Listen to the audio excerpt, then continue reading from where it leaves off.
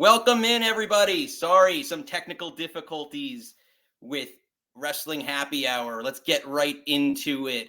I am your host, Mr. Nick Teodoro, your virtual bartender. Joining me, as always, is my lovely tag team partner in life, my wife, Miss Nicole Teodoro.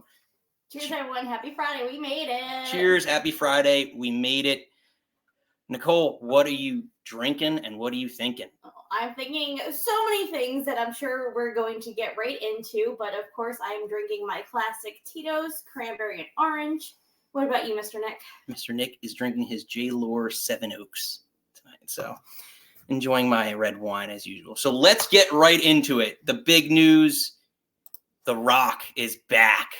The People's Champion has returned to grace us with his presence. Who doesn't love The Rock? Cody comes out last Friday. A lot to cover over the last week, so we're going to try and get to as much as possible on WWE's side. So if we miss anything, feel free to reach out, comment, call in, let us know what you're thinking, what you're drinking. Become a regular on our happy hour every Friday. Anyway, so The Rock comes back out, or Cody comes out, excuse me, and with all intentions, we all presume to challenge Roman and complete his story. He claims he consulted a lot of people, and one of the people he consulted was none other than The Rock. The Rock comes out, they hold each other in a nice warm embrace, and Cody bows out as The Rock and Roman Reigns stare each other down. So I have a lot of feelings about this. So basically, Cody said to Roman, like, I want to take your belt. I want to take everything from you. And I consulted a lot of people about it, including this guy. And I'm not going to face you at Mania. And he sadly walked to the back. And then he had the stare down between Rock and Roman. And then SmackDown goes off the air. And I literally look at Nick and I'm like, what the what? Like, no. I'm like, everything we just talked about 3 hours ago on our podcast, moot. And then the kind of firestorm happens that We Want Cody trended for 72 hours on X, Twitter, whatever you want to call it. And I'm just like, you won the Royal Rumble. Like, what is, you can't just strolls on it. Like, I didn't get it. It has a lot of Daniel Bryan vibes from, oh my God, which WrestleMania was that? 30. And that's the thing. It's the like Batista winning the Rumble that year, but again, a little bit reversed in some ways, right?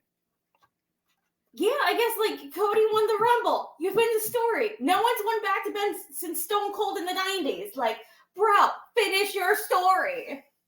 And then there's all these rumors back, like, from all the sheets saying that, like, The Rock pushed for this. Rock wanted me to event. There's rumors that with his new TKO board stuff that was included in his contract that he gets to main event WrestleMania.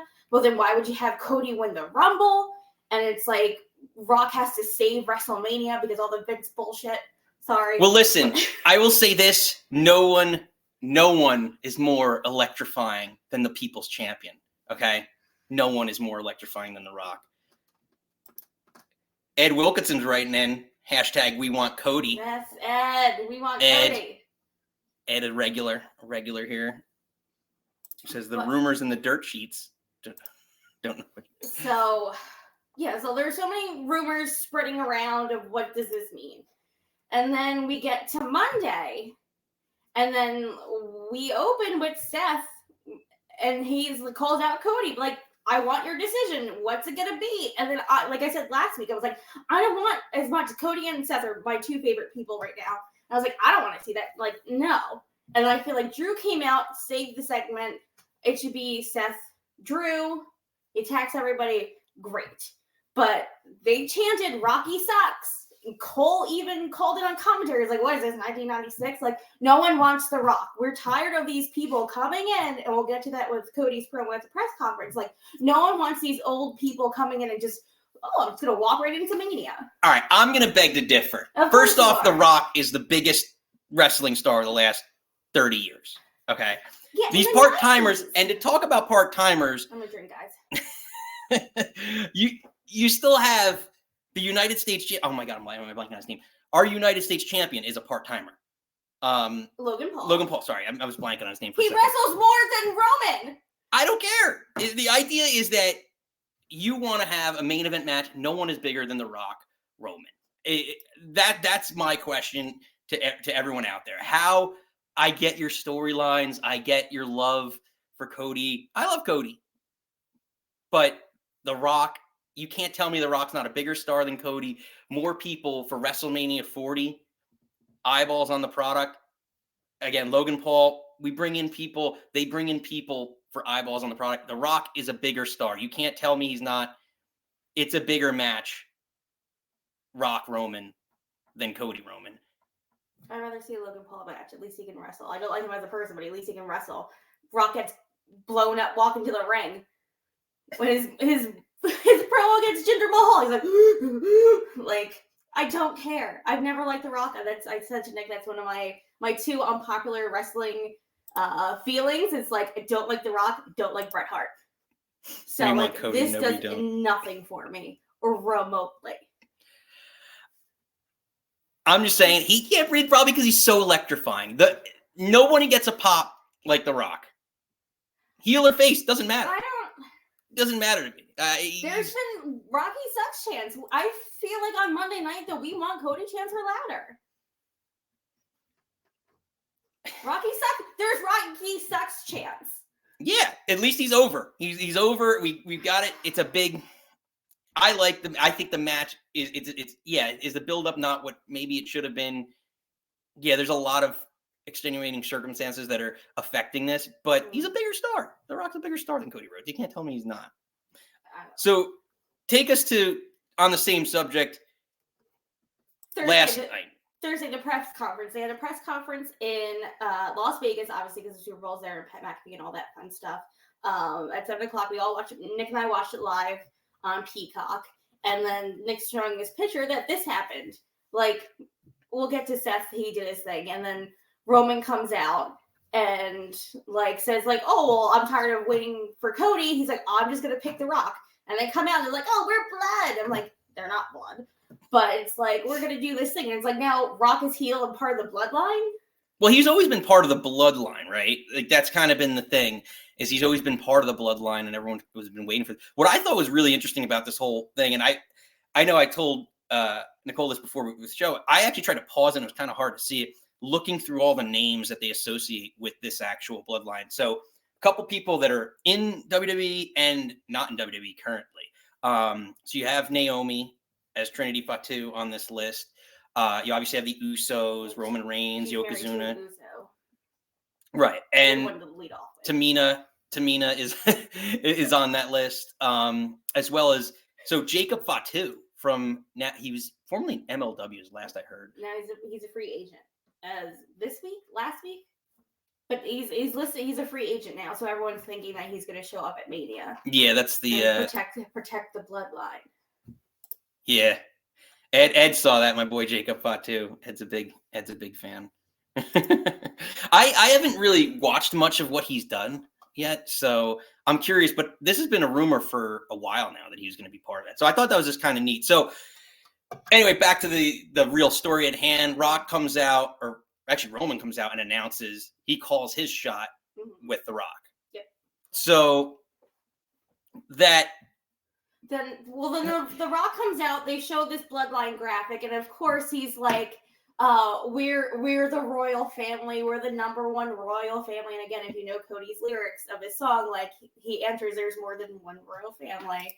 So they do all this little back and forth, and we're gonna fight each other, and arms. Yeah, I don't know. I mean, yeah. Then they all of a sudden it's just a brotherly a tribal fight. What was it when he did it with Jey Uso?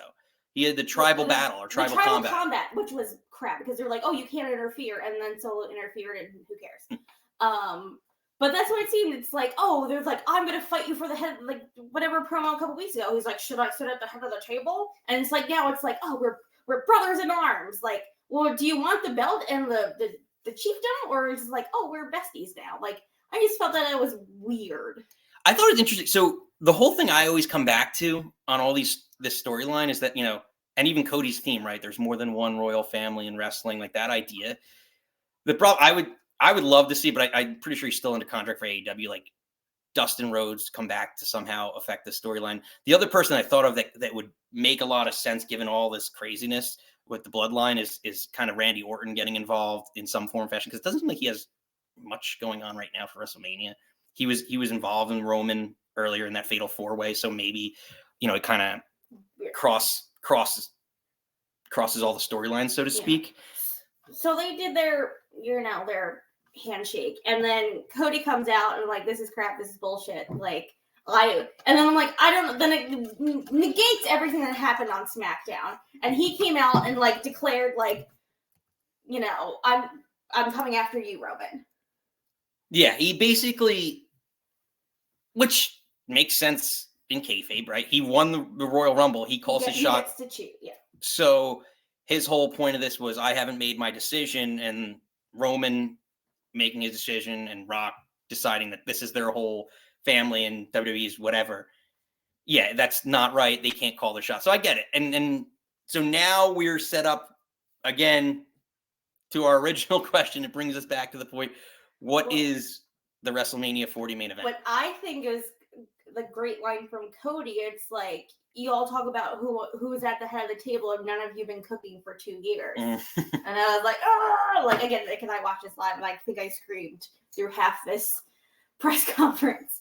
But it's just like, I agree. It's like, Roman's been a no-show for so long, and it was cool in the beginning, and now I'm like over it. Same with, name redacted or soon to be redacted Brock. It's just like, it's cool that you come back and you're the attraction, but now after like 3.5 years, I'm like, I want to see my champion. And I think that's why I feel like Seth doesn't get enough flowers for being that champion, for being there, defending the belt. And I'm excited, hopefully when Cody wins this thing, that we see a reigning, defended, undisputed champion. Like, I want a defending champion. Well, it'll have to be a new era when he does. I think, and we'll see. So I guess to answer your question, there's so many, like, is it like Rock Roman night 1, Roman Cody 2? People are saying, well, Rock wouldn't do night 1. Do you have like Rock Cody open like Dan O'Brien? You have to beat Triple H to get to main, and then Cody gets to main. Does he have to win Elimination Chamber? Which I think that should be for Seth's belt. Then with the craziness at the end, and then all of a sudden Seth Rollins comes back in, and I was like, oh my god, is this a Fatal 4-Way? Oh my god, it's going to be a weird tag team match that no one wants to see. I feel there's so much up in the air right now, but god damn it, I want Cody Roman Sunday night main event. Give that boy his champion. Finish the story. Yeah. That is my hopes and dreams and wishes. We got a comment here from one of our regulars, Lisa, the author. Dwayne needs to go back to the movies, LOL. Well, that's also another interesting, if you believe those dirt sheets, that when he did Black Adam, he was trying to like push to lead the DCEU and get, Ed, you could probably fact check me, but apparently he was like trying to like lead this, and he wanted a movie with like Superman and trying to push so hard of what his agenda was. And now all of a sudden he's on the TKO board and he's pushing to main event WrestleMania. When he gets gassed up doing a promo, I don't want you to main event with Roman Reigns, who also needs better. He's definitely better for sure. Star power. And if they have a good match, The Rock's going to have a good match. He's never not going to have a good match. I don't care how old he is. He could be 70. He's not going to have a bad match. And it'll be electrifying. I don't care about your casual wrestling fans. I'm here day in, day out bitching about this. I don't want to see The Rock. I'm sorry. Ed says, Roman with Rock in his corner versus Cody night 2. It could be. Fine. I feel like he's gonna have the whole blood. Like, he'll have Solo, he'll have Heyman. If Jacob comes in, I've heard some theories, some comparisons online that WrestleMania 14 HBK Austin dynamic with Tyson in DX for whatever it was, like that month that he was in DX, and how he turned, and maybe that could be kind of brewing behind the scenes. I don't want Cody to win because someone interfered on his behalf. He's your white hot fresh meat baby face. I want him to win clean. I don't want The Rock to do something screwy. Well, apparently we're getting fact checked by Ed. Nikki, you were correct about the DCEU stuff. Thank you, dear.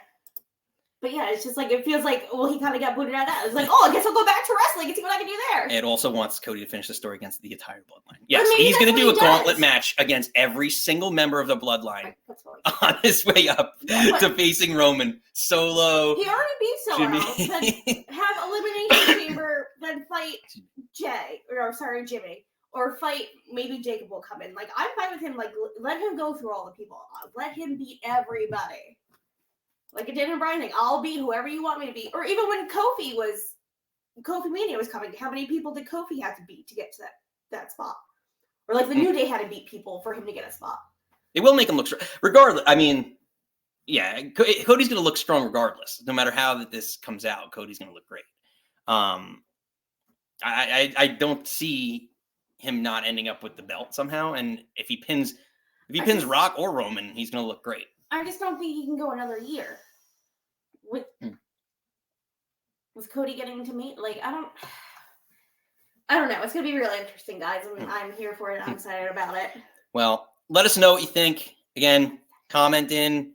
Feel free to call in. The phone lines are open. We have a couple other topics to get to. It's been a busy week, so we're going to try and get to as much as possible. The fun thing about happy hour is while we have it as an hour, it can go as long as you want. Fun don't stay. Yeah. But also, I hope this. I'm going to try to segue into our next topic because again, Seth Rollins opened kind of this section. This went 22 minutes. Like he opened kind of the press conference. I thought he looked fabulous. He wore. I said on X, it was like Serpent Society and the $1 Million Man on Nick's shirt had a baby, and it was Seth Rollins. He wore this like velvet, like scaly, like green suit, and I was like, he looks great. And then Roman's like, oh, you're wearing your wife's shoes. I'm sorry, everyone that craps on Seth about Becky, like, oh, you're married to Becky Lynch, the man who's fucking hot as hell, who's like one of the best women's wrestlers, one of the most decorated champions, and they're like, oh, your wife's shoes? I'm like, she'll kick your ass. Like, I'm so sick of their like saying like, oh, your wife this. It's like, she'll beat you up. And like, Seth's a great dresser, so stop. I hate that stuff. But this kind of would lead into our next topic. So who is challenging? It looked like Becky comes out and at the press conference last night is challenging for the actual Rhea Ripley women's title. My question, Becky cut a great promo. She always cuts great promos, right? My question is she the only challenger for her? Is she the most credible challenger to Rhea right now? So Becky has qualified to go into the Women's Elimination Chamber. That's in a couple weeks in Perth, Australia, Rhea's home country of Australia. Becky's never been in a Elimination Chamber before. She's already saying, I'm winning, I'm coming for you. And then my favorite line of the night when she's like, oh, mommy's going to learn what it's like to be on the bottom when the man comes around.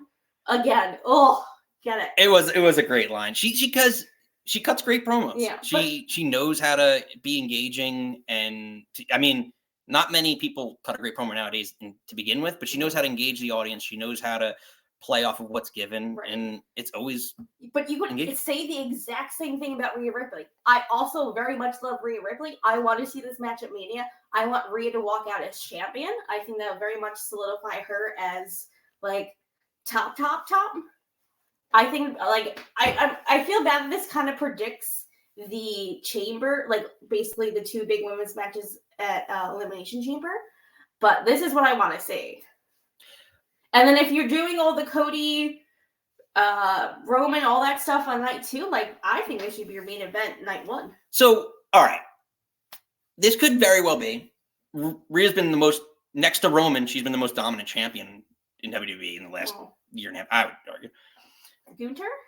Oh, yeah. Sorry. Forgot about him. So, yeah, all right. Gunther got the championship, the historic reign. So, yeah, so Gunther obviously is at the top. But I'd put her next to right up there. Roman, like in terms of anybody else, it's the most significant reign. Now, again, I ask, is Becky the most credible challenger? Because looming in the background, we do have Nia Jax. My least favorite wrestling person ever in the history of ever. If I recall correctly, and someone's going to fact check me, if I recall correctly, Becky recently had her rematch with Nia in the last couple of months. What didn't she just get off? And I'm pretty sure Nia went over. Yes. So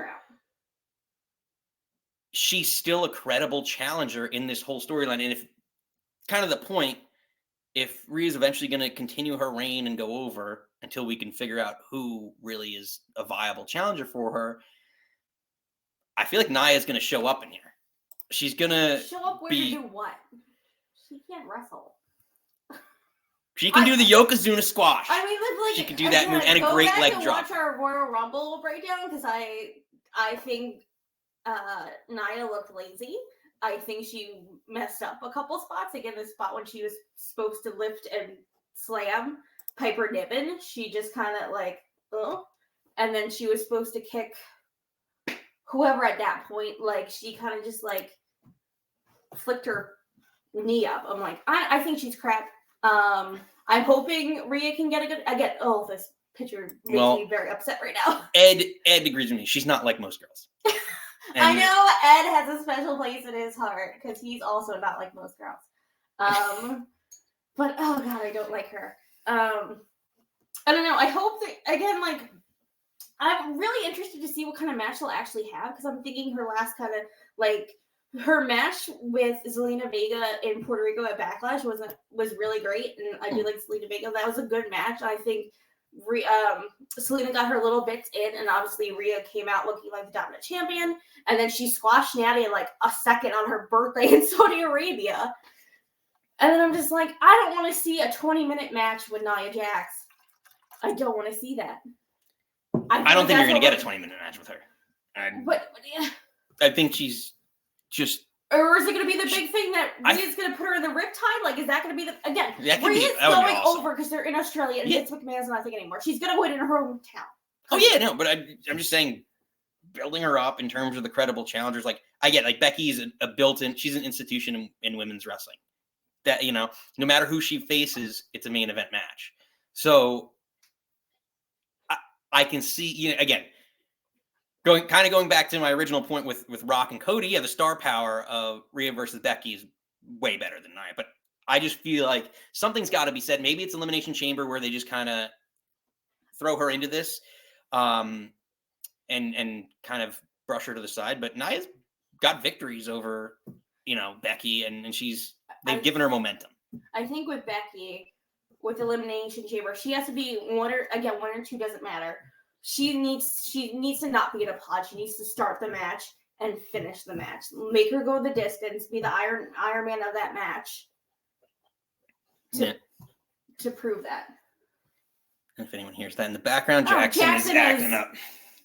Going to town. As usual. But yeah, sticking to kind of that theme, right? So the other takeaway from this whole week, this is a very, very women's wrestling heavy show. We love that. We love supporting women. Support women's wrestling. Good women's wrestling. Sorry, Maxine Dupree and not Jax, but good women's wrestling. But also wanted to bring up my girl. I predicted to win. My Miss Bayley. Finally, this is not really how I saw this playing out, but finally we got to the point that Damage Control is splitting up. Again, I don't know if this is a full baby. Like, I guess it is babyface turn. I just don't want her like side ponytail and like her floaty buddies back. But, like, I'm glad she was finally called them out. Like, I knew you've been crapping on me. I don't understand why, but, like, I'm going to beat you at WrestleMania. I watched it back the next day and looked through it because I didn't pay, like, I saw her promo, but I didn't notice the vignette in between where she catches them all talking about her and saying, like, tonight's the night. Io, Asuka, and Kairi. Yeah. So that I thought was kind of neat, but like she said, she knew it all along, and then she breaks out, some of the Japanese language, which I thought awesome. It's always nice when like even John Cena, you hear John Cena do it, and he's super fluent in it. It's a nice turn for her character. I thought it was pretty telling for her. So Bayley asked them why they turned on her, and she wanted to take it all the way to the top of WrestleMania with all her girls in Damage Control. And they turn on her as expected. Dakota and Io. Dakota and Io. Dakota was not there, which I that's Dakota. Yeah, Dakota was not there, which innocent, but obviously Kyrie hits her, and then Asuka comes. They beat her down, and then she rolls out of the ring, comes back with her lead pipe, kind of like clears house, goes out on Kyrie and Asuka, and then has the stare down between her and Io. And she's like, I'm coming for you. And I'm really glad you pulled this image because I think it's such a great image. But I think it's very interesting that Dakota was not here for this turn. I'm like, they've been teasing this probably since before Survivor Series. Like, I don't know, we were talking about, like, they would lose and Bayley would take the pin, and, like, that's how they would turn on her. Like, this turn has been happening forever. So I was thinking it's interesting that they did it now without Dakota.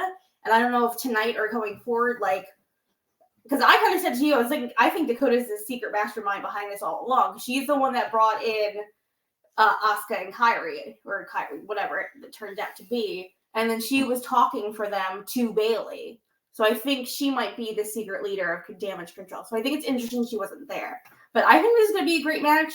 I kind of think Bayley would take this one. Again, we'll do our Mania predictions when I get there. But I think Bayley's due for a belt again. I think she hasn't. I know she was injured and she did ding dong hello with the Hulk Hogan, which is gross. But I think she's due. I think she's overdue for a big Mania moment again. I could see. I mean, again, she's one of the most over talents right now. And consistent too, across either brand. Mm-hmm. I really liked how this went down, and how they turned. I mean, everyone feeling for Bayley. You know, she would do everything for this faction and to get to the top, and now she's betrayed in a lot of ways, right? Yeah. Where does Dakota fall in this? I'm of the belief that I think Dakota's going to join Bayley, and they're going to find some third, whether it's Naomi or someone else on SmackDown that's going to join up with them to even the odds. I think it just makes the most sense.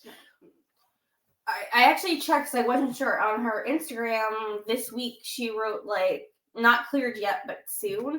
And she also did some of the 2K24. That's the game coming out, right? Not 25, 24.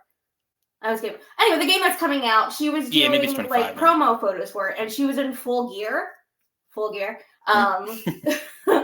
That, like, I was like, oh my god, I really liked, not with her weird stuff with Shayna Baszler, but like her and Tegan Knox in NXT, I liked. So I'd actually like to see Dakota like wrestle, but I differ. I don't think she's gonna join Bayley. I think she's gonna go against Bayley. Honestly, one of the things would be kind of cool if it's like a triple threat. I mean, it would be, but the other aspect of it is you can have Dakota join up with Bayley now, even the odds for the next 6 months until whatever happens at Damage Control, if you keep them around long term, which I don't know, maybe we'll see. And eventually have her as a, tag teams always turn on each other, and have her as a credible challenger for Bayley 6 months down the road, friend turn foe type situation. So it'll be kind of interesting. We want to know what you all think about that. So let us know, comment. The phone lines are open. We don't have anybody in right now, so feel free to call in. That's our three big things. Brock Cody, Mommy versus the Man, Io Bayley, as Bayley the cat comes running towards me. I know you say Bayley 3 times and she shows up and scratches your face. So let's read through some of these comments, both through.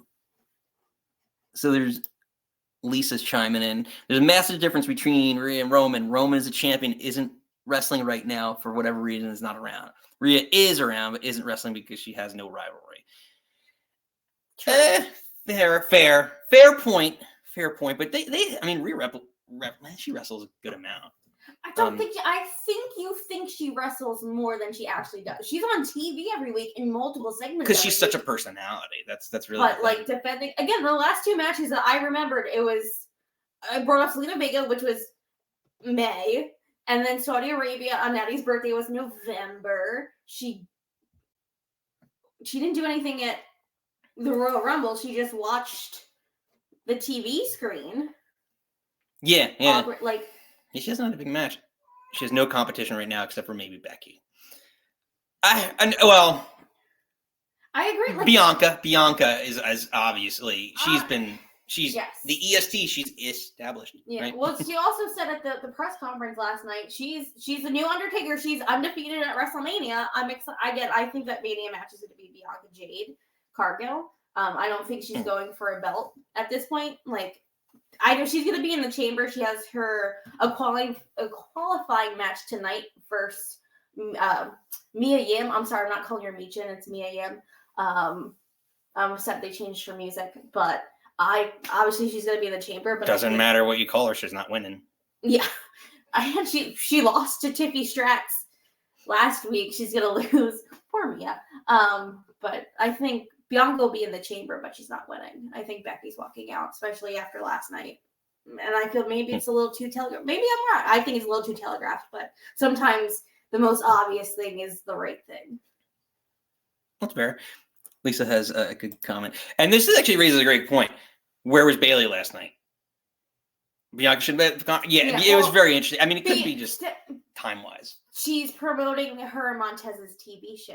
Oh. She promoted him. I haven't watched it yet. It's on my list of things. Well, you're not going to be home tomorrow. I'm going to watch that. Her and Montez have that show on Hulu. So the beginning of that was her touting her and Montez's show. And it's the lead up to last year's Mania. That the season of their show is going to lead up to last year's Mania. So that's basically why she was there. And then she said she's undefeated at, Mania. She doesn't know how she's going to get there, but she'll be there. I think she's going to wrestle Jade. I think Jade will probably win, but I think Bianca should. But again, we'll get there.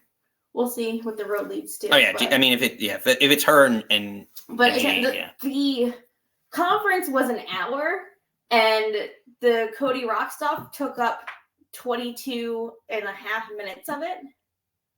Yeah, and then they led into more stuff backstage, and Rock is dropping F-bombs, and we saw Big E. Big E was on the panel looking good, and I want him to be healthy, and I want him to come back, or at least just be involved in more panels like this. Like, get him out, Booker T. Like, bring in Big E to do the panels on the He should Big E on NXT, honestly. Like, yeah, I think he'd be much better served. Yeah, so it's good to see Big E and CM Punk and his as an announcer, to be perfectly on commentary. Punk was there in his bionic arm, looking real sad panda, and Big E was just ribbing him so hard, and I loved it. I forgot what the thing was, but he was like, he's like, because he was like, like my arm's injured, but not my mouth, and he was like, we know how you get, like, I'm here to keep the peace, we love you, brother, but you can fly off the handle, or whatever he said, and I thought it was really funny that they panned to CM Punk, and he's just like, like, Big E's making jokes, and CM Punk was not having it. And of course, Pat McAfee's Pat McAfee being, again, I think he's also divisive. I enjoy him. Excited Michael Cole is good. Michael Cole opposed to then CM Punk is like, the coal miners, and Cole made such a face like, oh no, because again, like, crappy Michael Cole is really crappy Michael Cole. But I feel like in this past, like him and Pat, and no longer Vince yelling in his ear, I think Cole is a lot better than we kind of give it credit for, because he was real shit back in the day, and I think like, we're watching the Royal Rumble, you see him, like, him and Pat, like, jumping up and getting excited, like, oh my god, like, that's what I want my commentary to be. I don't want them to be like, it's Christian. Well, that's Moro was Ronaldo. Yeah, that was the guy I was trying to think of last week, the announcer, when we were talking about the announce team. It was 2 weeks ago we were talking about the announce. No, last week. And yeah, and it was Moro who just gets so into it. NXT was so much fun with Moro. They're there to put it over. You want them to be excited. Exactly. Because again, it's when was it Todd Grisham? I think it was whatever. Like, Christian came back and he's like, "It's Christian." Like, you should be like, "Oh, it's Christian." Like, be excited. Seriously. Like, you're supposed to sell me the story because I'm not there. Be excited about it. I hear you. We got some write-ins. So first, we got to give a shout out to the nieces. The nieces? Giovanna and Sienna. Oh, Giovanna and Sienna! We love you guys. Those are our girls. Cheers. We're not. They're drinking. They're drinking juice. Apple juice. Obviously, milk, we don't promote that. Water. But they're close. It's 6:05, so it's not desperate time. And then we have Hulk Homan writing in, one of the regulars, and he wanted to know: do you see a potential Rock and Roman versus Seth and Cody at Chamber? That could be a possibility to try and offset. I think it's more likely, though, that somehow it gets incorporated, either Seth's belt or I don't think they're not going to change the WWE title at Chamber, but I feel like they somehow it's more likely. I feel more likely that they would put Seth's title somehow in the Chamber to try and unify it than I would feel that there's a tag match for some reason. So feelings, because it also came up in other things. One, again, card subject to change. Roman's not booked for Chamber. And also, we have not seen Cody and Roman get physical since Mania.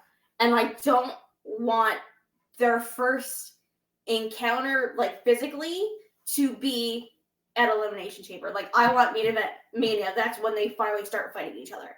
I don't want it to be this one-off tag match that really, honestly, doesn't make sense, but I just didn't think it fits the story.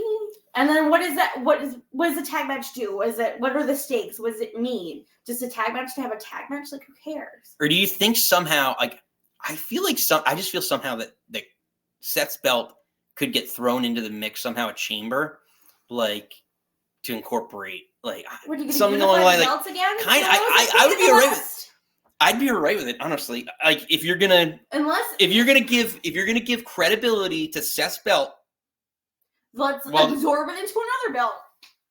It's unified credibility to a belt when you're absorbing it into another belt. What happened with the Universal Championship? Everyone thought WCW was a big deal when the invasion happened. It's the same similar concept, right? And now we're supposed to believe that Raw and SmackDown are different brands. I don't want them unified. Unless if the only thing I'll allow, if they unify it, it has to go on Cody.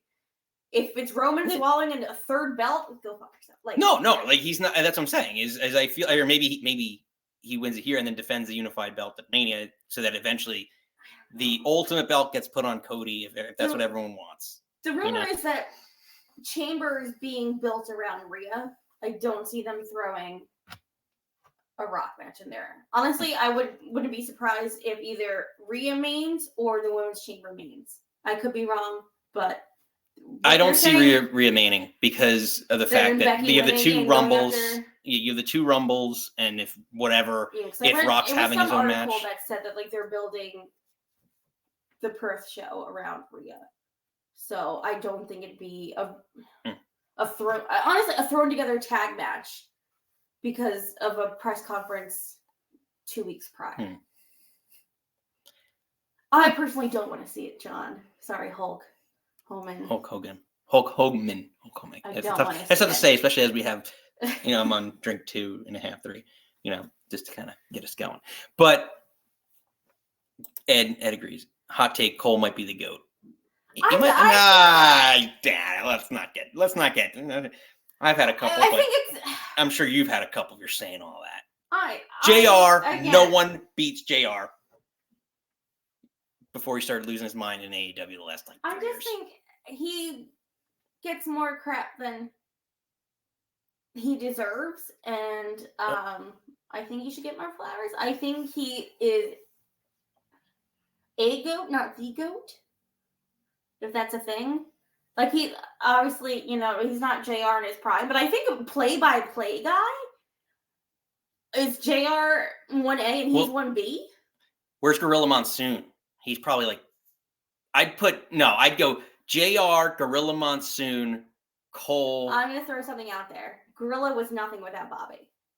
I think if you had someone else there with Gorilla, he would not be, like, him and Bobby were such good friends and they had that chemistry together. It's like, would you stop that? And all those little vignettes when they went like safari with and where's Joey Styles? He's nowhere to be found. Found. No, I cannot stand Joey.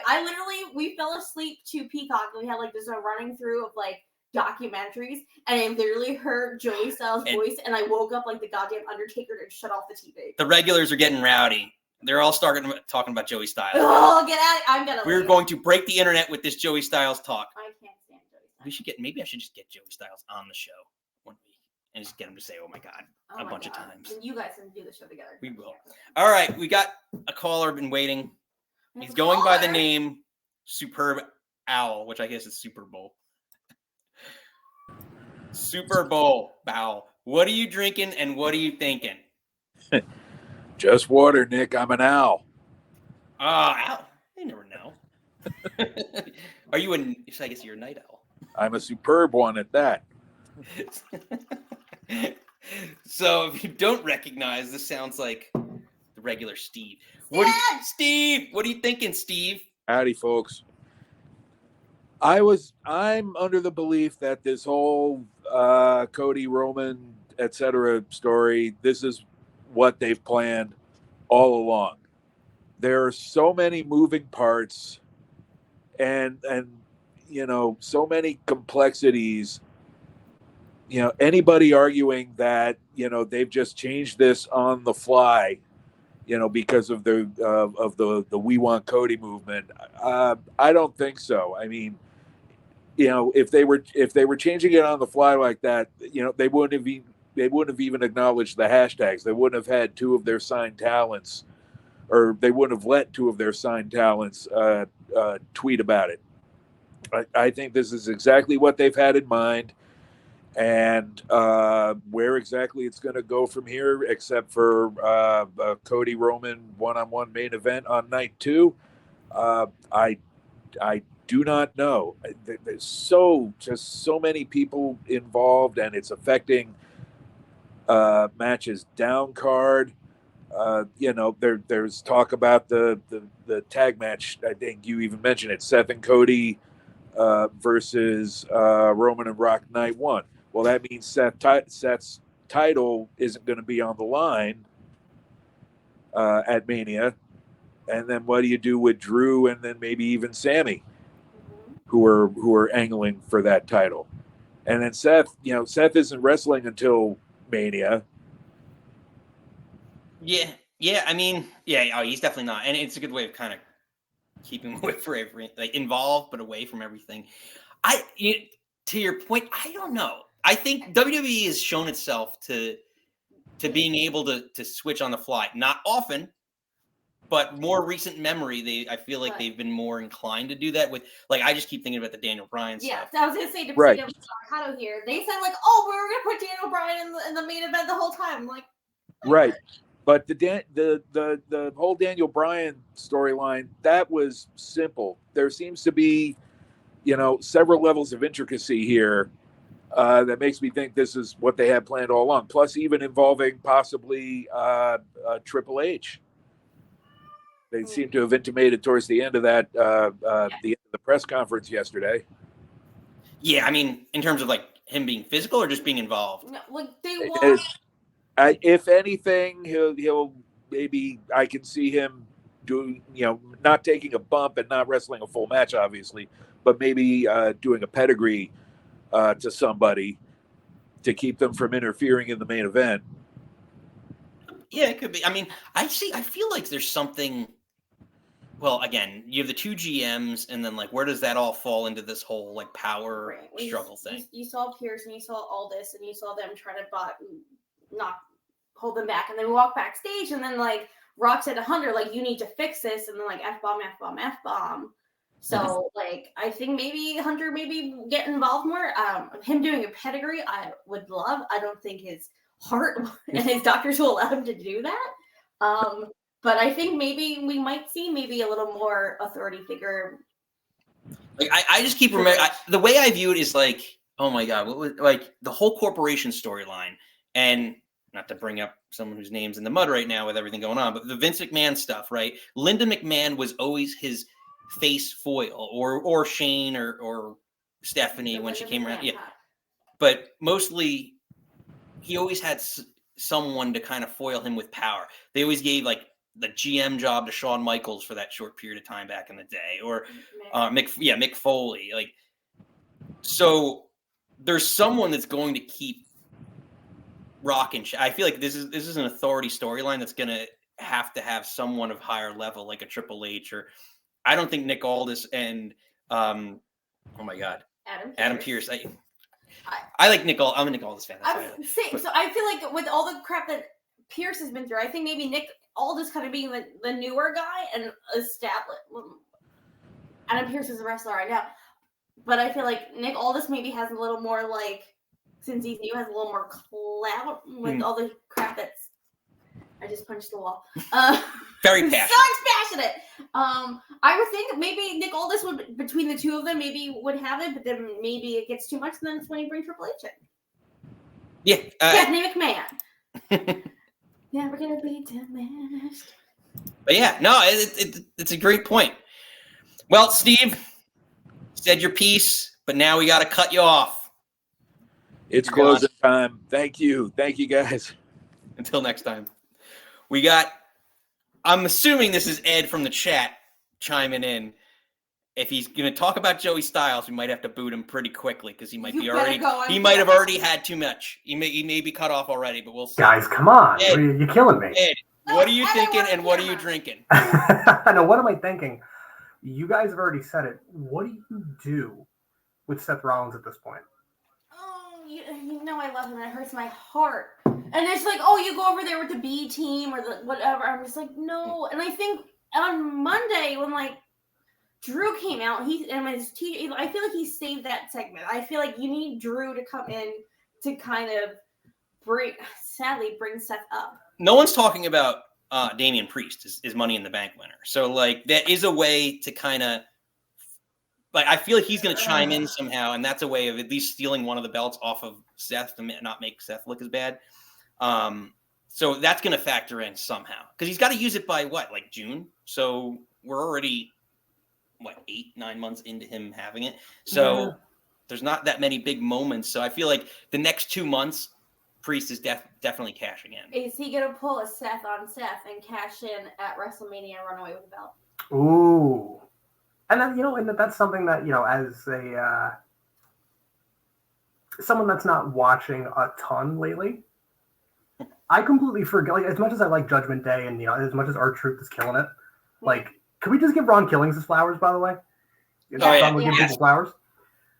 Yeah, no, he has been unbelievable with this storyline, and even the way that like that's one of the things that I love so much about like wrestling is just the creativeness of like some of the finishes, like on Raw with the T-shirt money and the merch money and that whole gimmick where he puts a shirt around him and like throws him in, and that's how JD McDonagh loses. Like that's not only comical, but it's super clever. It's like I always admire like. Even like the writing, I don't know why, like Modern Family, like clever things that are just obvious that no one ever thinks of that happens throughout the day. And like, that's just like something stupid. It's like kind of slapstick comedy, but it makes perfect sense in the storyline of what they were doing. And even now it's like, is Truth a face? Is he a heel? Like, is he purposely doing this? Or is he just a big dumb idiot that's just stumbling into all this stuff? No, he's 100% a big dumb idiot at this point. But you know what? The guy's in his mid-50s. Like, let him do what he's doing. It's entertaining. If you were gonna pull the trigger on Truth, the time would have been at the start before they gave Miz and Truth the Awesome Truth name, and when they were like kind of loosely associated with somebody else whose name that's getting run through the mud here, Laurinaitis. So, like, you kind of had that, like, I think it was pre-People Power, but you had this, like, proto-authority thing going on with the two of them when, like, they got arrested from the That would have been the time to pull the trigger on both of them. Yeah, I agree. That was a really cool ending to a pay-per-view that wasn't, like, nothing like that had been done for a while. Honestly, I think, was that was it, right? After, I'm losing my mind now. But it reminded me of like the Nexus stuff too. When they like the first came in, they ripped up all the mats and all that stuff. Like it was so more like real. Like right? it feels real, and that's one thing. And not to get away from my original question here, but like that's one thing that like the press conference and everything with on last week's SmackDown with The Rock. I get that it's a touchy subject, but everything at that press conference felt real. Mm-hmm. So it's like, do I want Cody to win and get this big moment? Hell yeah, I want Cody to win and get this big moment. I was at the ROH taping for the Go Home show for It's All In. That was one of those things that I was like, the super indie show, that's kind of neat. He sold me. Like, Cody sold me, and I was already following him from, like, him leaving WWE. But, like, I was, like, that moment was me. Like, I'm a diehard Cody guy now. Do I want that for him? Yes.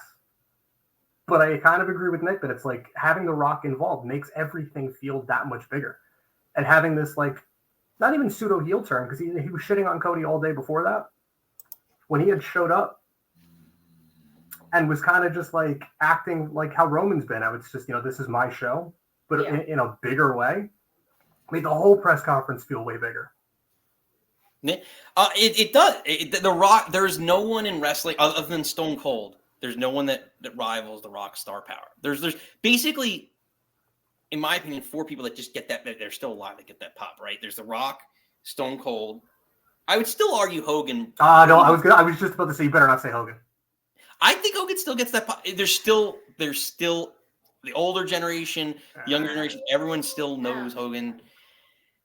And now, I mean, Punk still gets that pie. I mean, in terms of, but those are the ones. Well, now, I mean, the MMA real big enthusiast, Pepsi Phil, let's go. Exactly. So Ed, what are you thinking? No. WrestleMania. What is your right now? Gun to your head. WrestleMania match. What do you think's happening?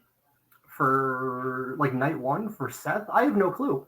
I mean, do you do like McIntyre versus Zayn versus Seth and then have JoJo's enthusiast Damian Priest come in and cash in? It doesn't. And then like my problem is that doesn't feel as big. That doesn't feel as big as Cody versus the Bloodline finishing his story. Yeah, but if he still has the match, you don't need to incorporate Solo and Jimmy and like. No. I'm just saying as a concept. You know what I mean? I honestly, I think night 1 is Becky, Mommy. And that's and to me that's huge. Yeah, Hell, you could. I sorry. honestly love Seth. I think it was May 33 when they're back in New Orleans and they had the banger. It was Seth, Balor, Miz for the IC belt. Have them open with a triple threat and have a banger to open. Ooh. Sammy Drew Seth. Yeah, you know what? If you're not closing your opening, so I think have that open. The one thing I do love about what's going on right now is, I do love Drew McIntyre's heel work on CM Punk and the T-shirt and everything. Like he's at least like when Punk first came back, he kayfabe hated it. He is stuck with it, and the injuries kind of played perfectly into Drew McIntyre's hands, especially with his contract coming up. He's kind of played this whole angle with a little bit of momentum. I mean, he's going to get lost in the shuffle because there's too many other names. But so many names. Yeah, but he has been doing a great work on that end. Ed, so before we let you go, any last thoughts? Oh, I mean, Joey Styles is the greatest one-man commentary team. All right, you've had it. You're cut off. That's it. He's done. He's gone. Out of my house. We're gonna have too much Joey Styles talk. Oh, I can't for one night. Him. Oh, this has been so much to talk. Again, I wanted to comment, and then we kind of drift away from it. But I'm thinking Miz Truth take the tag belts off Judgment Day at Mania. Calling that. Because they did all the money shenanigans at the top of the ramp was Miz and Truth. I think that'd be hysterical to put. I just feel bad because and we didn't have really that much time. I really love DIY, and I feel like they're getting. Oh yeah, that's the match tonight. It's DIY again. DIY. Pete Dunne is Peter Dune.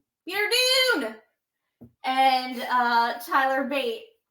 That whoever becomes the number 1 contender. And I think it's very great 2 tag teams that are not getting a lot of love, that need a lot of love. I feel like the tag division needs so much love, men's and women's. I think both companies, I'll bring AEW into this. Again, they just got new tag team champs. I love Ricky Starks and Big Bill. You mean Sting is not going to carry that tag division? He's going to drop it to the Young Bucks, who are being really weird. I think at 60, what is he, 63 now? 63? Hold on. Good old Google. I don't think it's worth a Google. It is. But I don't know. I don't know. 72. No, wait, no, that's the wrong Sting. Wrong Sting, sorry. The police Sting. Yeah. I'm just saying, Roxanne. overall, I do very much love tag team wrestling. 64. No, they're close. Again, I really adore FTR. I really adore DIY that they're back together. Again, you have AOP or whatever they're called now come back. I always loved AOP. I just think the tag and I have a lot of feelings about that. I think the tag team field needs a little more love right now, and I hope they have. Again, we'll watch it in an hour and a half.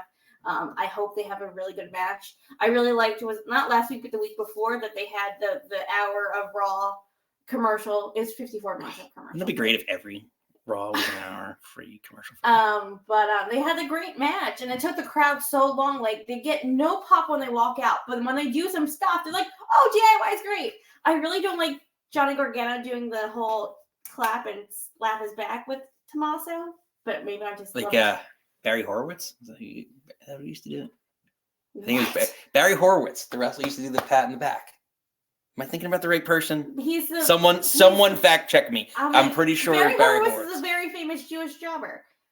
Yeah, he used to do that. I'm pretty sure the pat in the back don't gimmick. remember that. Someone let us know in the comments below. Someone's gonna correct me on this. God. I know for a fact I've seen. If I'm thinking of the same guy, And he did the pat on the back gimmick. we're going off or else, kids. Anyway, I hope all the tag teams get some more love. I hear you. Well, let's get couple of comments in here. So Lisa's got one last comment. Just yelling at She's everyone with thinking the cameras. Drew versus Seth, where Drew wins, and then Punk comes back and goes after Drew for the title. Well, At SummerSlam, yeah, maybe not he just right had now. tricep surgery last Hold week. on, we got another call in, but I don't know if it says device not connected, so there might be some issues going on. I think I know who this might be. This person could fix their issues. It's Paulie Starone is calling in, so we'll see if we can get him in. I like Lisa. If that happens at SummerSlam, I think that'd be great. I just don't think, and I don't know if you watched the conference. He looks miserable that he's in that thing, and they showed like a vignette on Raw about him. He's like trying to pick up his backpack, and he like can't. And I was like, "Where's AJ?" And then, like, also the comments, they're like, more importantly, they give CM Punk, like, oh, the voice of the voiceless, Second City State, and AJ Lee's husband, which I thought was hysterical. And I was right. Lisa fact checked me. Barry was a slap on the back guy. You're welcome. One more for me, for the good guys. I don't know. I think we have technical difficulties with Paul. So, if not, we'll get you on next.